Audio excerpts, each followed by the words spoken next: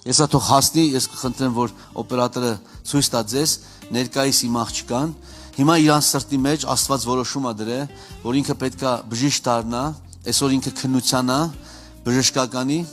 Առաջի քննությունը ամբողջ կուրսից մենակ ինքն է անցել։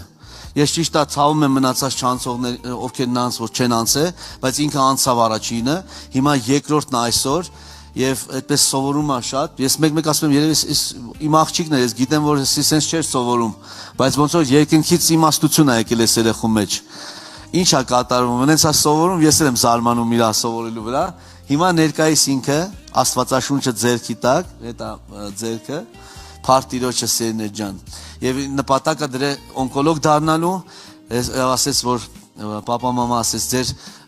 գործը դեռ պիտի շարունակեք հիվանդանոցում, որտեվ իրա պարկած ժամանակ մենք 4 անգամ ավետարանչություն ենք արել հիվանդանոցում։ Այդ իզոլատորներից ներս։